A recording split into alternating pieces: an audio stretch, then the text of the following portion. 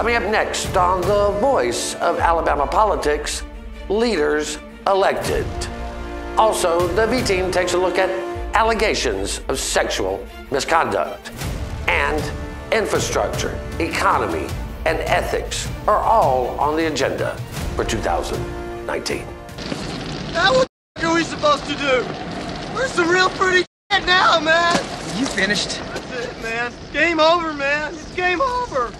What are we gonna do now? What are we gonna do? Maybe we could build a fire, sing a couple of songs, huh? Why don't we try that? We better get back, because it'll be dark soon, and they mostly come at night. Mostly. Should we be scared? I don't think so. All this and much, much more coming up next on The V.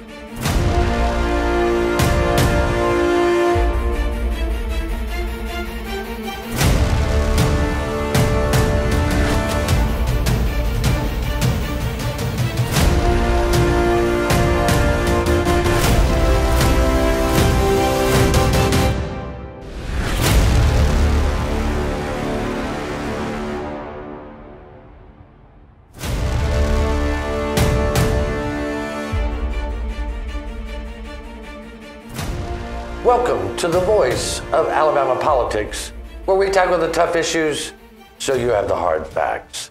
I'm your host, Bill Britt, and as always, I'm joined by the V-Team. Welcome all. Hi, guys. Hello. Hello. Jack, it is just a fun time in the capital city. I mean, tomorrow we have the inauguration of Kay Ivey and some swearing-ins. It should be a fun day. Yeah, some new faces coming into state government, which will be good. Yep. The ones with the mask are basically have left town. Or stripes. Yeah, there's a few that left in stripes, yeah. Last week, right? Yeah. Mm-hmm. Well, the legislature was in town last week to an organizational mission where they appointed new leaders. Speaker McCutcheon, Senator Dale Marsh, all in place. This will be McCutcheon's first quadrennium where he is not under the shadow of Mike Hubbard, Beth. I think that's a good thing. Well, anything not under the shadow of Mike Hubbard is a good thing. Yeah. But, I hope that he really takes this in stride, because they released their agenda. They have all these plans that they want to do. But I just hope that Speaker McCutcheon is able to work with the Democrats and find common ground, because that was one of the things that really was kind of the hallmark of Mike Hubbard's administration was he was not concerned about finding common ground. He was too busy putting forth his own agenda. So I hope Speaker McCutcheon finds a way to find common ground. Well, Susan, and Speaker McCutcheon has said in the past that they represent the same amount of people, in their district that the Republicans, white Republicans, represent. Our Democratic minority is mostly of color. And, I worry that, I hope he does that. He said he would do that. And by all indications, he will, but there are times when it just doesn't appear so. But not Mac's fault, but right, in general. But I think Beth's right in that, we were talking in the meeting before, a lot of the agenda Democrats and Republicans can agree on, unless one of them gets their feelings hurt. And then they buckle down and don't let any legislation move forward. Hopefully they can keep that in mind. And like you said, when McCutcheon came in, he said you were going to turn this back into the people's house, meaning each individual representative one is not greater than the other. They all represent the same amount of people, and their voices should be heard, whether Democrat or Republican. I think some part of it is, Jack, we get off on the national agenda of the national Democrats versus the national Republicans, and it gets a little. That's where it gets real heated, and it's not that bad here. No, it's not. I was very disappointed to see Victor Gaston run again and become elected again as Speaker Pro Tem. He's been in the House since 1982 or 83. I think it's time for some new blood. I mean, Matt McCutcheon's not a young man. I think they should have put somebody more vibrant in there. Someone, in Texas, the Texas Monthly Magazine does a thing at the end of each session called 10 Best, 10 Worst, Furniture and Used Furniture. Furniture people who sit there and don't do anything. Used furniture are people who've been there very long and don't do anything. And I put Victor in the used furniture category. Well, well, bless his heart. That's a lot of used furniture. Okay, good. Well, and I don't know whether Speaker McCutcheon meant to exactly lay out his agenda, but he did lay out an agenda. And it was real clear. He said that he wanted this quadrennium to be about building a better Alabama, Susan. Mm-hmm. And he said that part of that was better roads and bridges, a better economy, better education system, and a better standards of ethics. Okay. Yeah. Now, all the rest of them I can agree with. We need education, infrastructure, and all that. I think they're going to kill us. I think they're going to stab everybody in the back on ethics. Absolutely. And, when talking about infrastructure and education and all that, they put that agenda forward every year and then get nothing done about it. So why don't we put a concerted effort toward actually getting, as you said in the meeting, policy out of this that actually accomplishes something? Because we can just kiss ethics goodbye. We all know that. That's just a given. Yeah. And every quadrennium we see this, and what happens is the Republicans put forth, their handshake with Alabama or bird to Alabama or whatever it is each year, and they put forth their agenda, but then, and it's usually about half red meat and about half common sense. And one of the things that are common sense, the Democrats would be able to fine-tune those with them, come to common ground, and get that legislation passed. But what happens is the Republicans are so concerned about fueling, Bill, like you said, those national fires, that they're putting forth racist legislation, they're putting forth anti-woman legislation, they're putting forth stupid stuff that's unconstitutional. It gets out of committee and gets to the floor, and it makes the Democrats mad. And so then the Democrats filibuster, and nothing gets done. So if the Republican leadership would stop these stupid bills from getting out of committee, we could get something done on the floor. And Speaker McCutcheon would do well to follow that advice. Well, I don't disagree with you. I think that one of the things we're going to have to see, Jack, is like you said before. What are the results? I mean, right. what are you talking about? You're going to make a statement or make a difference. Right. And all this legislature ever does is make a statement. We're going to protect guns. We're going to protect the unborn. We're going to protect this. We're going to protect that. But they ended up passing dumb laws that later get thrown out at the federal level once they're in court that we have to defend. And pay for. So let's do what the people elect you to do. That's to improve the conditions of the state. Roads, prisons, education, and public safety. Well, I wrote public health. I wrote a piece this week, and I actually praised what Speaker McCutcheon had said in his initial address to the House, but I also said, "In God we trust. Everyone else will be scrutinized," and that's just the job of the press, is to do that scrutiny. We did have one blow up while we were trying to get the new rules, Susan. Mm-hmm. The House Republicans wanted a new rule that said there would be no debate. There would, the debate over the special order calendar would be cut to the discretion of the chair. And boy, that just lit a fire under the Democrats.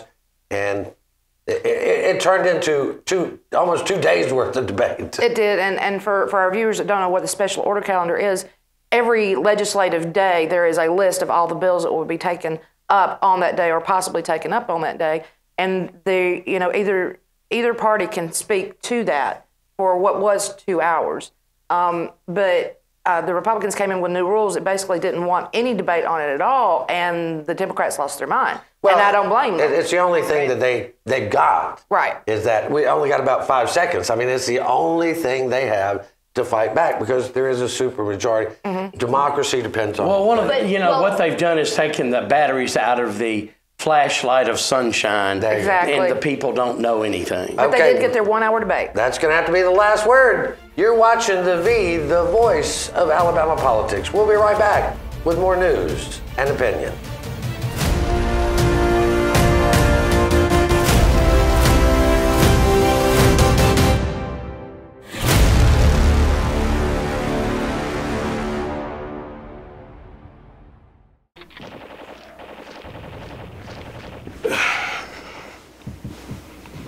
Hey man, what are you doing today? Playing the game. Thought I'd go out for a drive later maybe. Text some friends while I'm doing it. Scroll through social media. Kill a family 4 in a head-on collision. Cool, man. Drive safe, Alabama. A message from your Alabama Department of Transportation.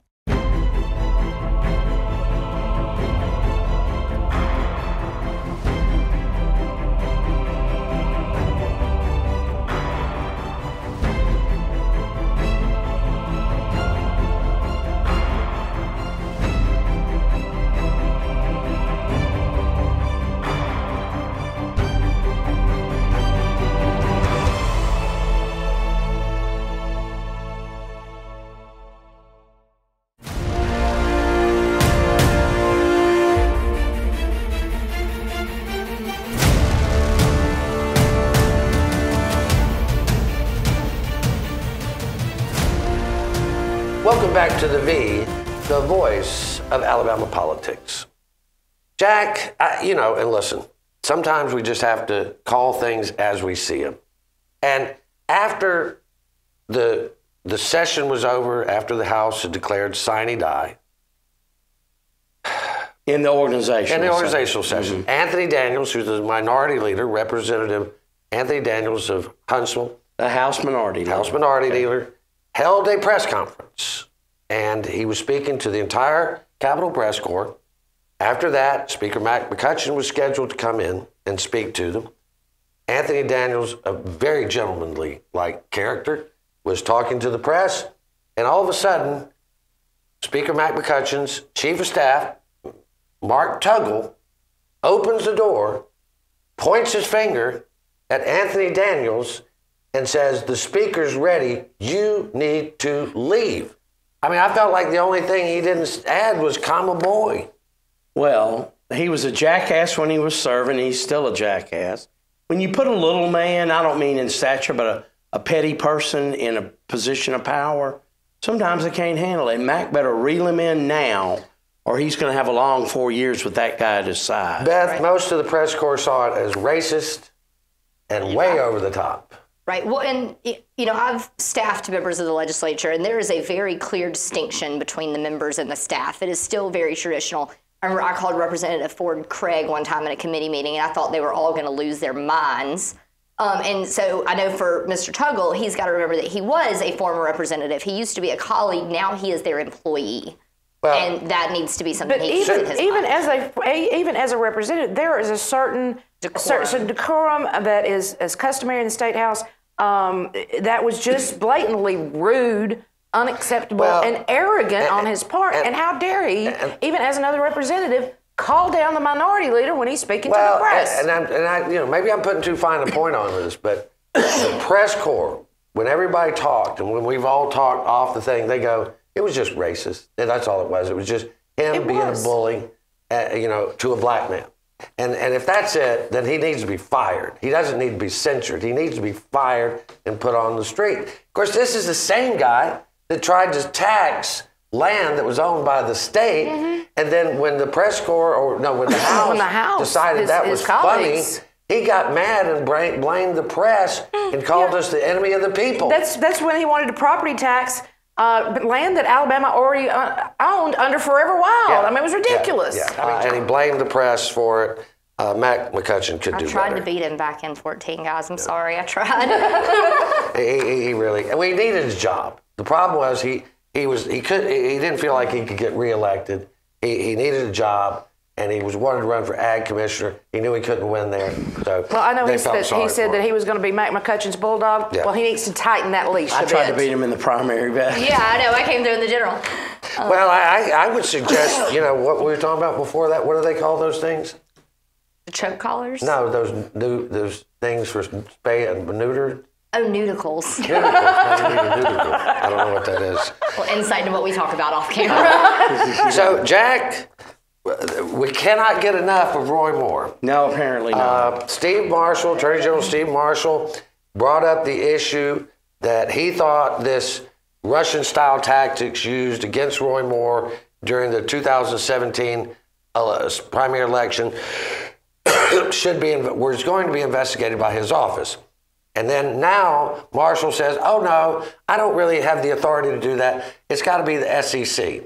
So they were accused of putting up a fake Facebook post and putting negative things out about Roy. And now they spent out-of-state money to try to beat Roy Moore. The problem with, I mean, and that happens all the time, but I think the problem is it was not reported. Am I correct? That's right. And so that brings the problem there. Well, why the hell doesn't Marshall at least impanel a grand jury and look into it and scare the hell out of these people so that in the future this won't happen? Well, I think part of the problem is because this is a federal election. I understand that, but so that's why he's turned over to the Federal Elections Commission, because remember, this money, if the Jones campaign knew that they were spending this money, and Senator Jones says they did not know, I trust Senator Jones, I'll believe him on this one, then they should have reported it as an in-kind if they knew. Right. But if they did not know, so then there's coordination laws. So if they didn't know about it, then this organization would have to file it as an in-kind. Right. There could be a potential violation here.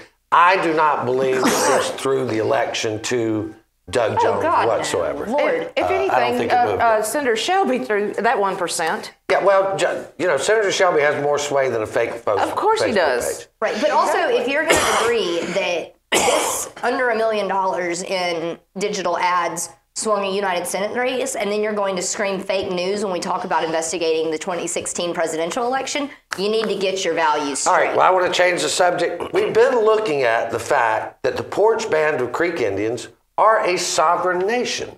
And that is part of the deal with being an Indian tribe. They are a sovereign nation within inside the state, and therefore do not have to adhere to state law, most state laws. They are free from that. And Susan, one of the things we've been looking at is that Alabama has no government-to-government relationship with the Porch Creek Indian. There is no official government-to-government relationship. Yet, the Porch Creek's lobbyist, Robbie McGee, they come up to the state of Alabama State House and regularly lobby our government as a sovereign nation. Well, it's not only that they lobby our government. He stands in committee meetings and tells our legislators and our sovereign state what he will and will not tolerate.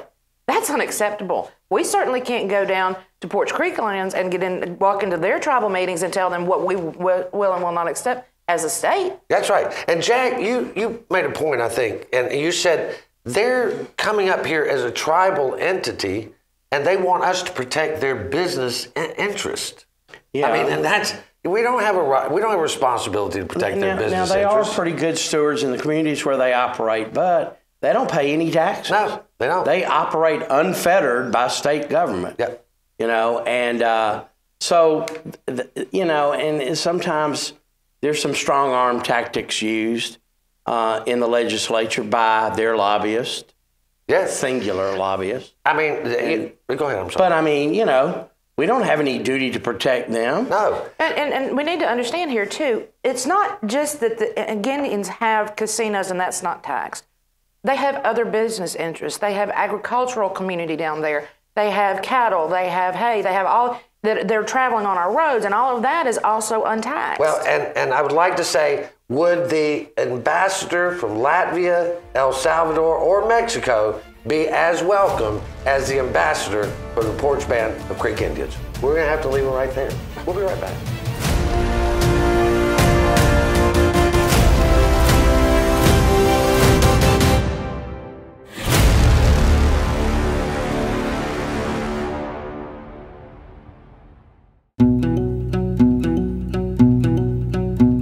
The Energy Institute of Alabama promotes reliable, affordable, and clean energy to help grow our economy, create high-paying jobs, and build public support for Alabama's energy industry. Access to clean, affordable energy continues to be an issue of vital importance in the halls of government and around the kitchen tables across our nation.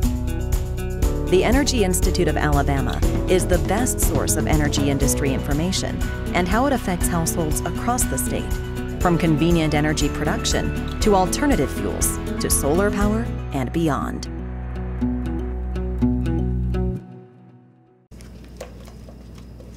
What are you doing today, babe? I thought I'd head down to the lake with the guys, do a little fishing. Of course, none of us will be wearing our seatbelts. I'll lose control of the truck, wrap it around a tree, and kill us all. Okay.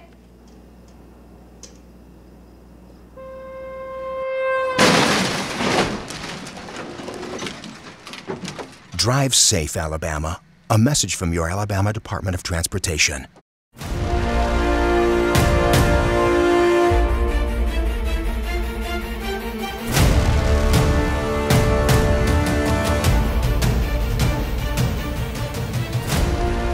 Welcome back to The V, the voice of Alabama politics.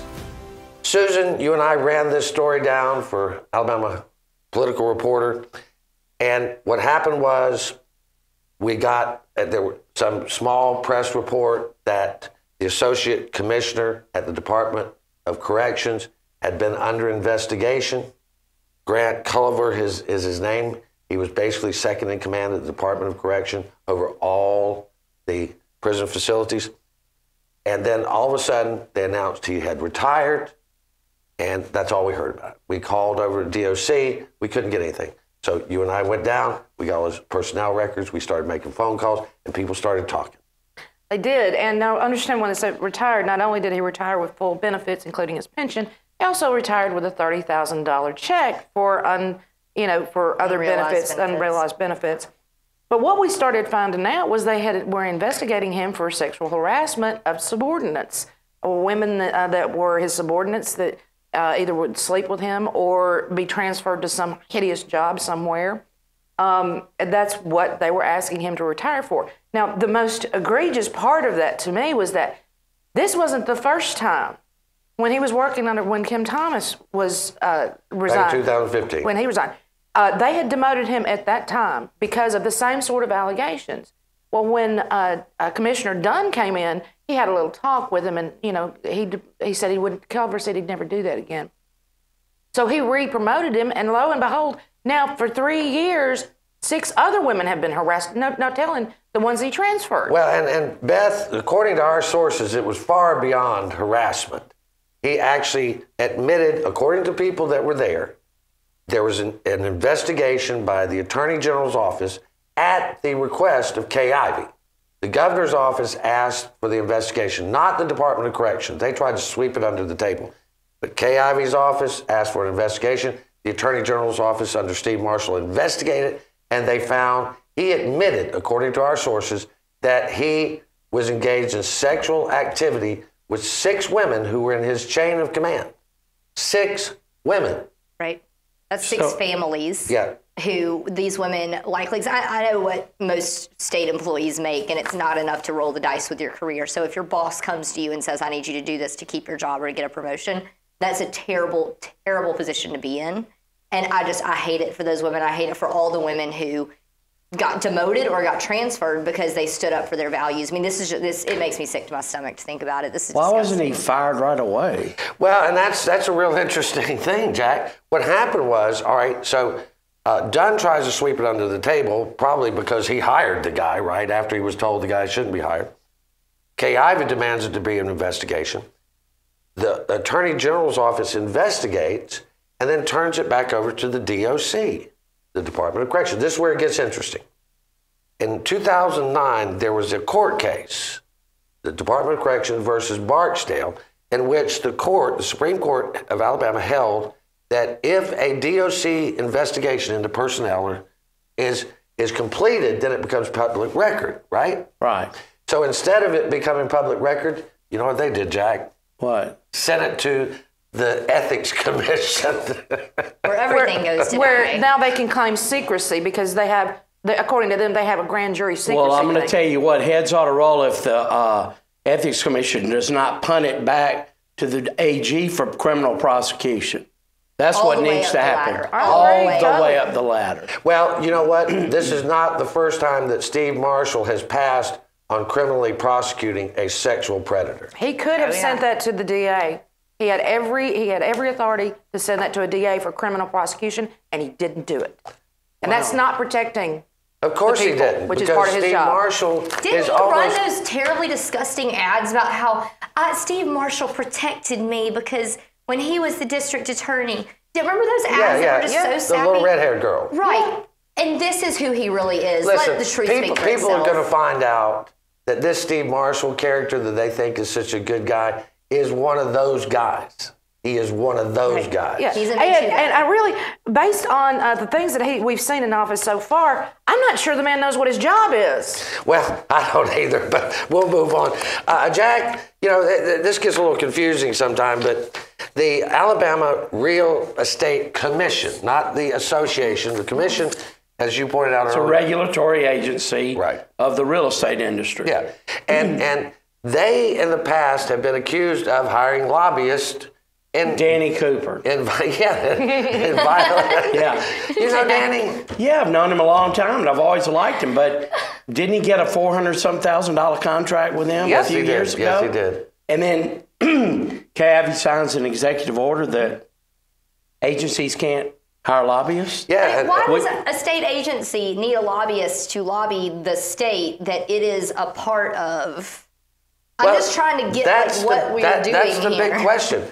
I mean, it almost looks like a way to give, payoffs to folks to me. Almost, doesn't it, Bill? But we talked to Kay Ivey's office. She said that her office said that the executive order signed by Kay Ivey and the executive order signed by then Governor Fob James back in 95 together banned such hiring of lobbyists, Susan. Yeah. But still, they just sent out an RFP wanting to hire lobbyists. It wasn't that they just sent out one RFP. They sent out, what, 2,000 or 3,000 of them? Yeah. At $7 a pop of taxpayer money? Yeah. No, if they just called them consulting. Yeah, consulting. Nevertheless, they were $7 a piece. Yeah, I think Mike Hubbard was a consultant. Yeah. Anybody who's watched Veep, there was like a whole thing about consultant versus lobbyist. It was really good. Well, the thing is you have to wonder, Jack, if this commission, this singular commission, is doing this. Good Lord, we've got hundreds of these commissions. I mean, could it be that all these commissions are doing some kind of getting consultants? I mean, you have the people that regulate barbers and beauticians. Right. I mean, there's 1,000 of those little commissions. Yeah, I just wonder if there just isn't something. Jack and I, we do consulting, right? Yeah, but I can consult for you. Yeah, What you got? Yeah, you got to have a commission to do that, baby. Anyway, according to the executive orders which are in place, they cannot hire lobbyists, and they're trying to do it under the guise of they had to fire the last one. Have y'all seen the forms they sent out or whatever? Yeah, we've seen it. So it's clear that's what they're looking at. Yeah, it's very clear. RFP 333-1900000059. My understanding is they didn't even bother to see if. Welcome to Alabama, pay to play. They didn't even bother to check off the list to see if there were lobbyists on there that would have a conflict of interest before they sent them the letter. Well, let's give Mark Tuggle another job. Let's see.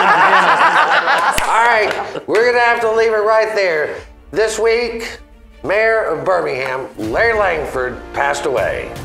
You're watching The V, the voice of Alabama politics. You watch us because we watch them.